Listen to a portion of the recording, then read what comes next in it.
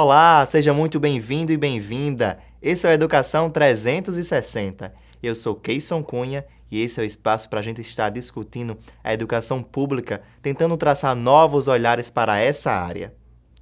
E é no programa de hoje que a gente fala sobre TDAH, o déficit de atenção e hiperatividade que afeta de 3 a 5% das nossas crianças em idade escolar. E para falar sobre o assunto do TDAH, a gente conversa aqui com o professor e também psicopedagogo, o Neri, para estar tratando sobre esse assunto. Seja bem-vindo, professor.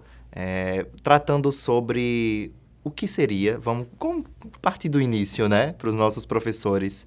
O que é o TDAH? Bom, o TDAH é um transtorno neurodesenvolvimental. Então, muitas vezes ele pode ser confundido, inclusive, com questões relacionadas a uma criança que não tem a família presente para dar normas, regras, é um menino que não tem limites. E, na verdade, o TDAH ele vai muito além disso aí. Vamos voltar à questão de ser um transtorno neurodesenvolvimental. Ele é confundido muitas vezes com um transtorno de aprendizagem, porque os seus efeitos eles acontecem aí na sala dos professores, né? Como indisciplinas, dificuldades de foco, um menino que não para, que é superativo. Só que a origem, a base dessas dificuldades, elas estão no cérebro das crianças. E essas dificuldades elas podem aparecer de 3 formas diferentes. Pode ter uma base genética, quer dizer, a criança tem uma predisposição genética a ter o transtorno devido à hereditariedade. Por exemplo, eu estava hoje no consultório e eu estava recebendo uma família que o pai também tem um transtorno de um TDAH. E aí ele relatando que as ações do filho eram muito parecidas com as ações dele quando criança. Então o TDAH ele tem uma base genética, a gente parte de quase, a literatura fala de quase 70% a 80% dos casos tem uma origem genética. Mas ele também pode ter uma base de dificuldades e falta de alguns neurotransmissores que podem se originar de uma má alimentação na gestação, pode se originar de uma situação de estresse muito grande dessa mãe na gestação, e aí, por exemplo, liberou muita adrenalina nesse processo e isso acabou afetando o desenvolvimento neurológico dessa criança. Ele também pode estar associado, já existem algumas pesquisas que associam ao uso de drogas, ao uso de álcool, ao uso de tabaco no processo de gestação, né, durante a gestação. Então, é muito bom colocar para os professores que existe sim uma diferença entre aquela criança que não teve limites e tem esses comportamentos para aquela outra criança que ela nasceu com um transtorno, ela nasceu com uma dificuldade a nível de estrutura cerebral para determinadas funções executivas, que eu posso citar atenção, concentração, raciocínio, memória operacional, controle inibitório, que é segurar a ação, pensar antes de agir. Isso são ações que vão além daquilo que a criança quer. É uma condição neurológica. Professor, na sala de aula, né, a gente tem o perfil de que são alunos, perfis de estudantes diferentes, né? Alguns professores têm salas muito seriadas, e assim o professor precisa ter uma atenção maior, enfim, em perceber. Mas que tipo de desatenção a gente pode perceber nesse estudante que está na sala? O que acaba tirando a atenção desse estudante com essa deficiência? Tá, vamos iniciar. Vamos imaginar, a literatura hoje fala independente de cada transtorno, porque existe um percentual para TDA, TDAH, existe um percentual para dislexia, para descalculia, existe um percentual para vários transtornos. Hoje a literatura está colocando muito como esses transtornos como uma questão de saúde mental na escola. Então é um processo que vai além, inclusive, da questão atencional. Se tem uma média hoje de em torno de 30% das crianças com algum tipo de transtorno que influencia nos processos de aprendizagem. Quer dizer, a cada 10 crianças numa sala de aula, 3 podem ter algum transtorno que vai dificultar os processos de aprendizagem, inclusive transtornos emocionais, ansiedade, depressão, entre outros. E imagina só, numa sala de aula, eu digo que o professor ele é o melhor profissional, ele está na melhor posição para essa avaliação. O grande problema é que muitas vezes ele não tem uma formação, ele não vem da faculdade com uma formação adequada para essa análise. E aí ele fica muito na questão do achismo, baseado muitas vezes só em sintomas, mas não percebendo um pouco mais as origens desses sintomas. Então, é muito complicado uma avaliação. Eu acho que a escola, ela, diferente dos Estados Unidos, que, por exemplo, os processos avaliativos eles acontecem dentro da escola, normalmente as instituições encaminham os alunos, encaminham profissionais para essa avaliação dentro do ambiente escolar. Aqui no Brasil, pela nossa estrutura, pela demanda que se tem, pela população que nós temos e algumas dificuldades, isso não ocorre. Então, imagina o professor numa sala de aula com 20 alunos, onde desses 20, 6 podem ter características para transtornos de aprendizagem. O professor, muitas vezes, ele tem que perceber aquilo dois tipos de coisa. O comportamento que se destaca muito, aquele menino que é hiperativo, que ele não para, que ele não consegue sentar, que qualquer movimento em sala de aula rouba a atenção dele, rouba o foco dele. Esse nós chamamos de predominantemente mais imperativo e impulsivo. Mas também temos aquele outro aluno que ele pode ter um TDA, aí não seria bem um TDAH com hiperatividade, mas ele é aquele aluno disperso, que muitas vezes ele está olhando para o professor, mas está pensando em uma outra coisa, e é comum esses alunos também terem baixo rendimento escolar, terem dificuldades na aprendizagem, e eu vejo muito nas escolas quando o pai chega perguntando: mas professor, olha, eu sou pai de Maria está com notas muito baixas, ela não está conseguindo ler, ela não está conseguindo isso, e muitas vezes o professor nem recorda quem é Maria, porque é aquela aluna muito tranquila, que não dá trabalho. Às vezes ele recorda muito mais do Joãozinho, que ali não para, que corre, mas da Mariazinha às vezes ele nem recorda, porque ela está lá no cantinho dela, ela quase não fala, mas tem as mesmas dificuldades. E essas limitações que a gente precisa ter atenção, e como o professor pode, em sala de aula, fazer uma abordagem coerente, né? E até mesmo com os próprios pais. Qual o momento de perceber, se procurar um especialista, as unidades básicas de saúde, como é que isso funciona? Bom, hoje existe uma grande dificuldade no processo de avaliação e nas várias formas de avaliar essa criança. Eu acho que a primeira coisa é realmente perceber e chamar a família. Eu acho que a parceria escola e família, nesse momento, ela é essencial. Porque, por exemplo, vamos imaginar que essa criança ela venha... eu recebo, às vezes, no consultório a família que chega dizendo que recentemente foi uma menina de 8º ano que chegava com uma queixa muito interessante, que ela tinha um péssimo rendimento escolar. E aí, na anamnese, né, quando a gente vai identificar como é que está essa criança, como é que está esse adolescente, a mãe relatava que ela dormia meia-noite, que ela não se alimentava para ir para a escola, que ela dormia a tarde toda, ela estudava de manhã e dormia a tarde toda, era viciada em tecnologia e não tinha rotina de estudo. E aí eu fiquei olhando para a mãe perguntando como é que ela queria que essa criança aprendesse. Na verdade, os fatores estavam indo contra os processos de aprendizagem, né? Sono, alimentação e prática esportiva são 3 fatores fundamentais. Então, eu acho que para o professor, o fundamental é percebeu. Não vamos esperar muito aquele processo de que vai melhorar, vai amadurecer, vai... Não, vamos fazer alguma coisa. Eu acho que essa questão de saúde mental na escola é algo muito sério. Nós estamos falando de perspectivas de futuro. Então, se nós pudermos antecipar esses processos, chamar a família, conversar, procurar ajuda, tem algumas instituições como faculdades particulares que têm setores gratuitos de avaliação, né? Na rede básica, na rede pública, é um pouco mais difícil esse acesso, porque você vai ter muito mais voltado para neurologista ou psiquiatria, e eles vão encaminhar, vão solicitar uma avaliação ou psicopedagógica ou uma avaliação neuropsicológica, e essas, basicamente, todas vão ser realizadas em rede privada. Neri, a gente vai dar uma rápida pausa na nossa entrevista, que a gente vai seguir para um município aqui do Rio Grande do Norte, que é o nosso quadro Caminhos da Experiência. E é nesse quadro em que você, professor, professora, secretário municipal de educação ou diretor da própria instituição, pode encaminhar um vídeo para a gente mostrando como é que funciona a atividade aí na sua escola, contando um pouco da sua experiência. E a gente segue hoje para mais um município.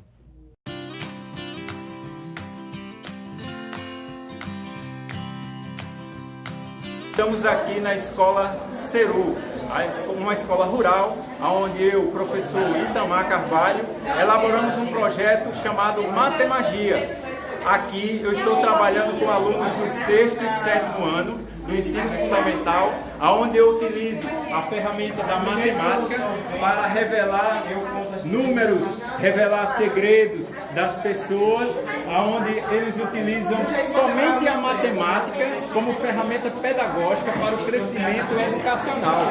Eles se tornaram agora matemáticos, utilizando dominó, utilizando os números, utilizando tabelas mágicas, onde através dos números eles revelam os segredos ocultos. É uma ferramenta poderosa pedagógica, onde todos podem crescer utilizando a matemática. Esse é o projeto Matemagia, onde os meninos do 6º e 7º ano dinamizam através da matemática um ensino e aprendizagem melhor e mais qualificado.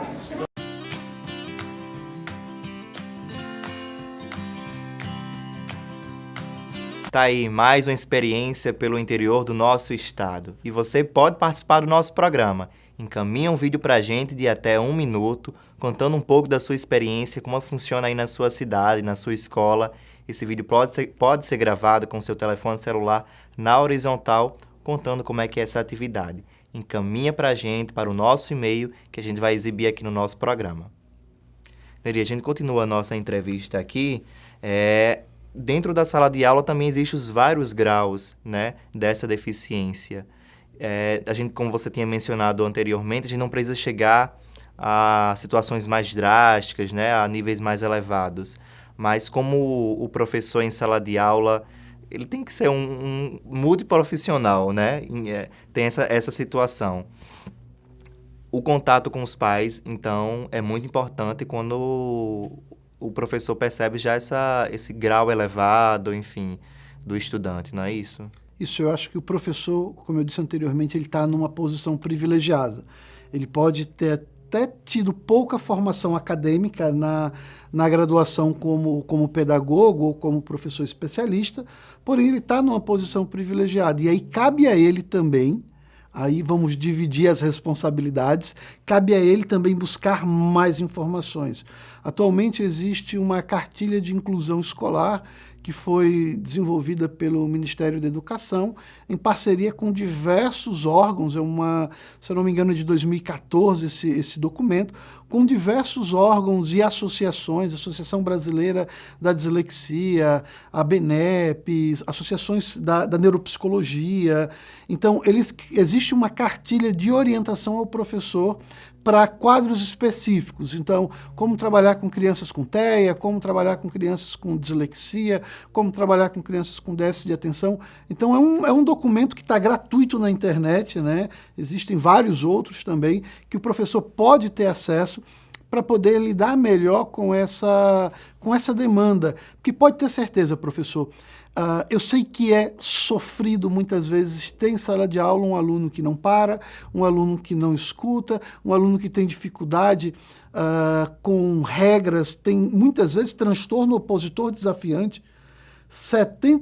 Quase 70% dos quadros de alunos com TDAH, eles podem, 2/3 dele podem apresentar quadro de oposição, transtorno desafiador.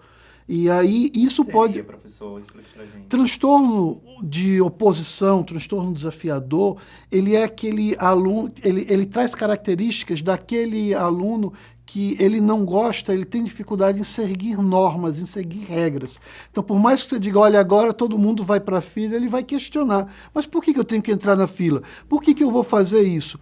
Isso é um transtorno, isso tem base neurológica. Isso é muito bom colocar. Então, fora o transtorno de oposição, você tem transtornos de conduta na adolescência. Quase 50% dos meninos que têm TDAH, 2/3 deles, vão ter transtornos de conduta, quer dizer, são propícios a quebrar alguma coisa na escola, a pichar alguma coisa, se envolverem com álcool, com droga, é uma condição neurológica. Fora a ansiedade, fora transtorno explosivo intermitente, fora síndromes depressivas, então tem várias comorbidades que são atreladas ao transtorno de base, que seria o TDAH. Então, o professor está lidando com isso no dia a dia, e eu sei que isso é muito difícil. Agora, nós somos os profissionais, nós temos que, muitas vezes, nós somos a única fonte de informação para esses pais que eles estão perdidos.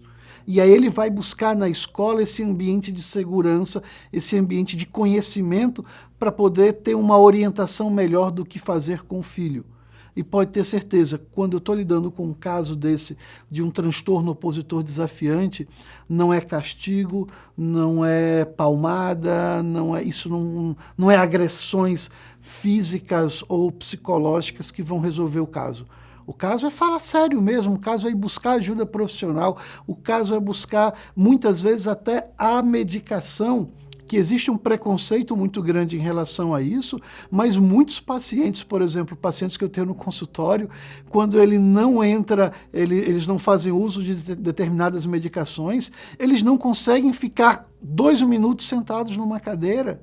E olha que lá dentro do consultório só estou eu e ele. Imagine numa sala de aula com uma mega quantidade de estímulos.